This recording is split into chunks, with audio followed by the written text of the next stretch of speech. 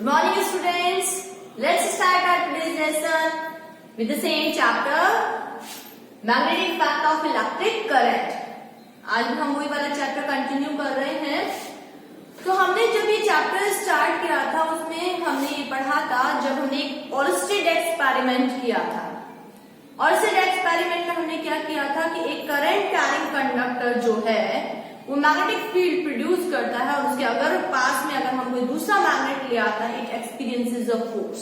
ये ऑलस्टेड एक्सपेरिमेंट था, यानी कि अगर कोई करंट कैरिंग कंडक्टर है उसकी वजह से प्रोड्यूस जो मैग्नेटिक फील्ड है उसकी वजह से अगर उसके पास में कोई मैग्नेट रख दे तो वो भी एक फोर्स एक्सपीरियंस करेगा। तो एंड्रे मारी एम्पियर एक जो साइंटिस्ट थे उन्होंने ये सजेस्ट किया कि अगर करंट कैरिंग कंडक्टर की वजह से उसके पास में रखा हुआ मैग्नेट फोर्स एक्सपीरियंस कर रहा है तो इस मैग्नेट की वजह से भी जो करंट कैरिंग कंडक्टर है वो equal and opposite force experience करना चाहिए। और ये प्रूव करने के लिए हम एक एक्टिविटी कर सकते हैं। तो उन्होंने ये सजेस्ट किया कि अगर एक करंट कैरिंग कंडक्टर की वजह से एक मैग्नेट फोर्स एक्सपीरियंस कर रहा है तो एक मैग्नेट की वजह से एक करंट कैरिंग कंडक्टर भी equal and opposite force experience करेगा। और वही हम स्टडी करने जा रहे हैं with force on a current carrying conductor in a magnetic field, कि किस तरीके से current carrying conductor magnetic field में फोर्स एक्सपीरियंस करता है। इसके लिए हमने सेटअप लगाया है। इसमें हमने ये परमानेंट मैग्नेट जो है वो फिक्स किया है।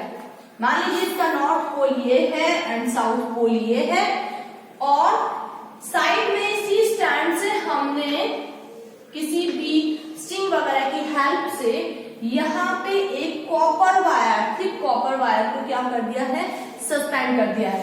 नॉट कॉपर वायर, हमने यहाँ पे एल्यूमिनियम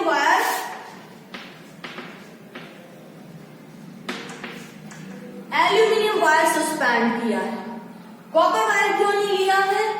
कॉपर वायर भी ले सकते हैं, एल्यूमिनियम वायर भी ले सकते हैं, पर हम यहाँ पे आयरन का वायर नहीं ले सकते हैं। क्यों? क्योंकि यहाँ पे अगर हम आयरन वाला वायर लगा देंगे तो क्योंकि ये मैग्नेट है तो ये क्योंकि आयरन वायर अपने आप इससे क्या हो जाएगा, अट्रैक्ट हो जाएगा, तो हमें पता ही नहीं चलेगा कि इस मैग्नेट की वजह से इसमें ये जो करंट कैरिंग कंडक्टर है इसकी वजह से इस पे फोर्स लग रहा है या फिर ये एक मैग्नेटिक मटेरियल है इसकी वजह से एक फोर्स लग रहा है। अब अगर हमने यहाँ पे एक एल्यूमिनियम वायर लगाया है, क्योंकि एल्यूमिनियम एक नॉन मैग्नेटिक मटेरियल है, ये इसकी तरफ अट्रैक्ट नहीं होगा। ये तभी अट्रैक्ट होगा अगर इस पे कोई अदर फोर्स वर्क करेगा। तो यहाँ पे हमने क्या किया, एक एल्यूमिनियम वायर लगाया है जो कि एक नॉन मैग्नेटिक मटेरियल है, उसको हमने थ्रेड से लटका दिया। इस तरीके से लटकाया है कि जिस तरीके से ये मान लीजिए एक मैग्नेट है और ये जो भी हम वायर लटका रहे हैं उसकी डायरेक्शन इस मैग्नेट की डायरेक्शन की क्या होनी चाहिए, परपेंडिकुलर होनी चाहिए। मान लीजिए ये हमारा यहाँ पे इस तरीके से वायर लगा हुआ है तो इसकी डायरेक्शन इस मैग्नेट की परपेंडिकुलर होनी चाहिए। इस तरीके से हमने इसको सस्पेंड किया है और इसके जो टू एंड्स है ये हमारा एडी वायर है और इसके टू एंड्स को हमने बैटरी से, की से एंड रियोस्टेट से क्या कर दिया है, कनेक्ट कर दिया है। और इस तरीके से सर्किट कंप्लीट किया and then we close the key to start the flowing of current. यहाँ पे इसमें करंट फ्लो होना स्टार्ट हो जाएगा। Then we will see that as we start the flow of current in this wire, it moves sideways. ये जैसे हम इसमें करंट फ्लो करना स्टार्ट करते हैं, ये जो करंट कैरिंग, अब जैसे इसमें वायर में करंट फ्लो हो जाएगा हम इसको क्या कहेंगे, करंट कैरिंग कंडक्टर। एक ऐसा कंडक्टर जिसमें करंट फ्लो हो रहा है। तो जैसे ये करंट कैरिंग कंडक्टर यानी कि इसमें करंट फ्लो होना स्टार्ट होगा, ये साइडवेज में यानी कि या तो दूर या इसके पास मूव करेगा। मान लीजिए जैसे इसमें करंट फ्लो होना हुआ स्टार्ट हुआ, ये इससे दूर मूव करता है, इस मैग्नेट से अवे मूव करने लग जाता है। ठीक है, इसका मतलब है कि ये करंट कैरिंग कंडक्टर, जैसे ही इसमें करंट फ्लो होना स्टार्ट हुआ, इस करंट कैरिंग कंडक्टर ने इस मैग्नेट की वजह से एक फोर्स एक्सपीरियंस किया, जिसकी वजह से ये अवे मूव हो गया। Second thing, when we change the direction of the electric current, जैसे ही अगर हम मान लीजिए इस बैटरी की डायरेक्शन को रिवर्स करके इलेक्ट्रिक करंट की डायरेक्शन को चेंज कर देते हैं, अभी क्लॉकवाइज है, अगर इसको एंटी क्लॉकवाइज कर देते हैं, the movement of this current carrying conductor also get reversed. अगर हमने करंट की डायरेक्शन को चेंज कर दिया तो इसकी मूवमेंट की डायरेक्शन भी क्या हो जाती है, चेंज हो जाती है। जब ये क्लॉकवाइज था तो ये दूर जा रहा था, अगर हमने एंटी क्लॉकवाइज कर दी करंट की डायरेक्शन तो ये दूर जाने की वजह से की बजाय इस मैग्नेट के पास की तरफ आता है। मींस करंट की डायरेक्शन को चेंज करते ही इस पर जो फोर्स लग रहा है उसकी डायरेक्शन भी क्या हो गई, चेंज हो गई है। देन ये तो था करंट की डायरेक्शन। सेकंड थिंग, अगर हमने इस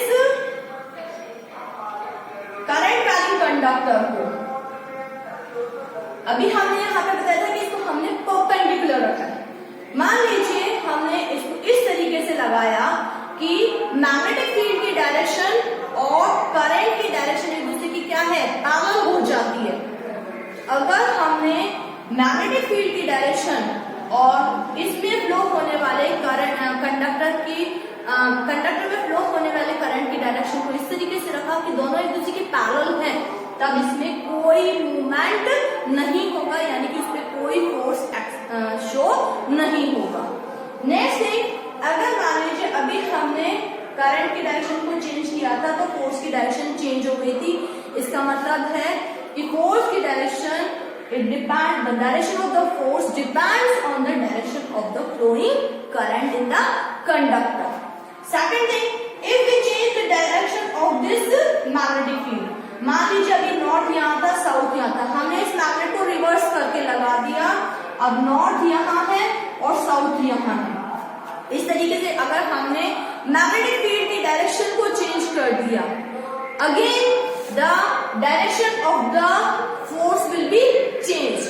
मान लीजिए अभी हमने यहाँ पे नॉर्थ यहाँ था और साउथ यहाँ था, करंट की डायरेक्शन एक ही रखेंगे, करंट की डायरेक्शन अभी भी क्लॉकवाइज है, बाद में भी क्लॉकवाइज है। अब हम किसकी डायरेक्शन चेंज कर रहे हैं, मैग्नेटिक फील्ड की। नॉर्थ यहाँ है, साउथ यहाँ है, तो मान लीजिए ये दूर जा रहा है।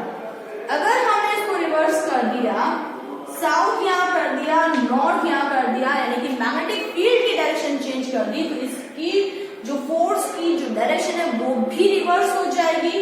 अगर ये पहले दूर जा रहा था तो ये इसके पास आ जाएगा। So again it is proved that the direction of the force on the current carrying conductor depends on the direction of the magnetic field। यानी कि ये जो फोर्स लग रहा है करंट कैरिंग कंडक्टर पे, वो इस मैग्नेटिक फील्ड पर भी डिपेंड कर रहा है। तो इस एक्टिविटी से सबसे पहले तो हमने ये प्रूव किया कि अगर कोई करंट कैरिंग कंडक्टर किसी मैग्नेटिक फील्ड में रखा है तो वो फोर्स एक्सपीरियंस करता है।